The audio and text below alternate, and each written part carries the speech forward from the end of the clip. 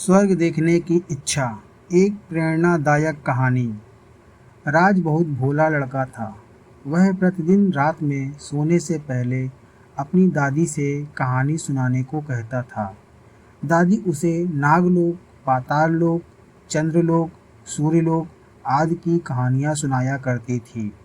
एक दिन दादी ने उसे स्वर्गलोक की कहानी सुनाई। स्वर्ग का वर्णन इतना सुंदर था कि उसे सुनकर राज स्वर्ग देखने के लिए हठ करने लगा। दादी ने उसे बहुत समझाया कि मनुष्य स्वर्ग नहीं देख सकता, किंतु राज रोने लगा। रोते रोते वह सो गया। उसे स्वप्न में दिखाई पड़ा कि एक चमचम चमकते देवता उसके पास खड़े होकर कह रहे थे, बच्चे, स्वर्ग देखने के लिए मूल्य देना पड़ता है। तुम सर्कस देखने जाते हो तो टिकट देते हो ना, स्वर्ग देखने के लिए भी तुम्हें उसी प्रकार रुपए देने पड़ेंगे।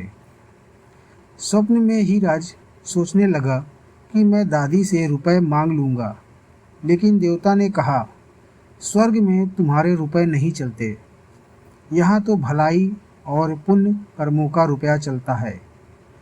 अच्छा, तुम ये डिबिया अपने पास रखो। जब तुम कोई अच्छा काम करोगे तो इसमें 1 रुपया आ जाएगा, और जब कोई बुरा काम करोगे तो 1 रुपया इसमें से उड़ जाएगा।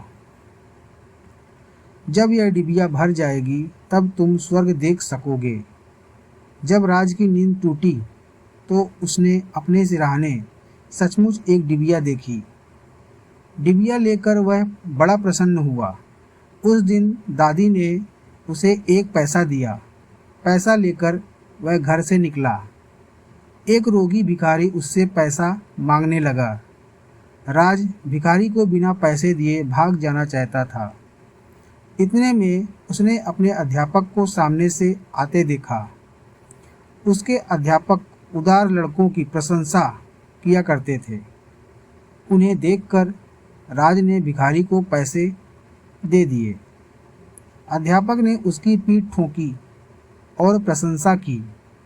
घर लौटकर राज ने वह डिबिया खोली, किंतु वह खाली पड़ी थी। इस बात से राज को बहुत दुख हुआ। वह रोते रोते सो गया। सपने में उसे वही देवता फिर दिखाई पड़े और बोले, तुमने अध्यापक से प्रशंसा पाने के लिए पैसा दिया था, सो प्रशंसा मिल गई। अब रोते क्यों हो? किसी लाभ की आशा से जो अच्छा काम किया जाता है वह तो व्यापार है, वह पुण्य थोड़ी है। दूसरे दिन राज को उसकी दादी ने 2 आने पैसे दिए। पैसे लेकर उसने बाजार जाकर 2 संतरे खरीदे। उसका साथी मोती बीमार था। बाजार से लौटते समय वह अपने मित्र को देखने उसके घर चला गया। मोती को देखने उसके घर वैद्य आए थे। वैद्य जी ने दवा देकर मोती की माता से कहा, इसे आज संतरे का रस देना। मोती की माता बहुत गरीब थी। वह रोने लगी और बोली, मैं मजदूरी करके पेट भरती हूँ। इस समय बेटे की बीमारी में कई दिन से काम करने नहीं जा सकी। मेरे पास संतरे खरीदने के लिए 1 पैसा भी नहीं है। राज ने अपने दोनों संतरे मोती की माँ को दे दिए। वह राज को आशीर्वाद देने लगी। घर आकर जब राज ने अपनी डिबिया खोली तो उसमें 2 रुपए चमक रहे थे। एक दिन राज खेल में लगा था। उसकी छोटी बहन वहां आई और उसके खिलौनों को उठाने लगी। राज ने उसको रोका। जब वह नहीं मानी तो उसने उसे पीट दिया। बेचारी लड़की रोने लगी।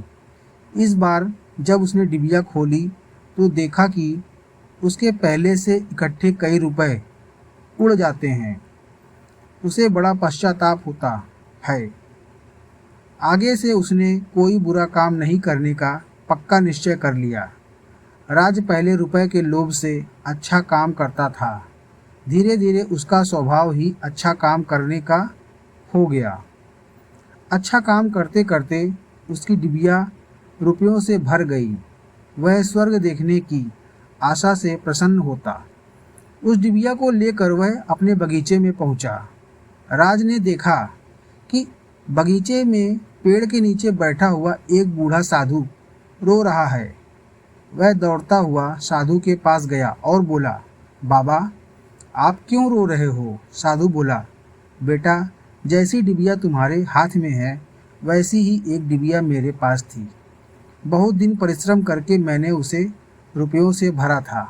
बड़ी आशा थी कि उसके रुपयों से स्वर्ग देखूंगा, किंतु आज गंगा जी में स्नान करते समय वह डिबिया पानी में गिर गई।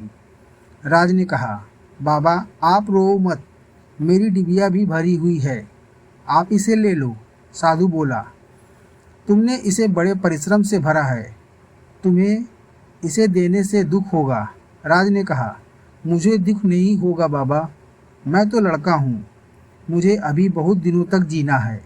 मैं तो ऐसी कई डिबिया रुपये इकट्ठा कर सकता हूँ।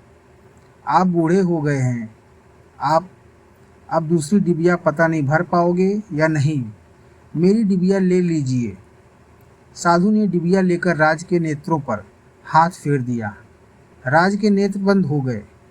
उसे स्वर्ग दिखाई पड़ने लगा। ऐसा सुंदर स्वर्ग जिसका वर्णन दादी ने अपने स्वर्ग की कहानी में भी नहीं किया था।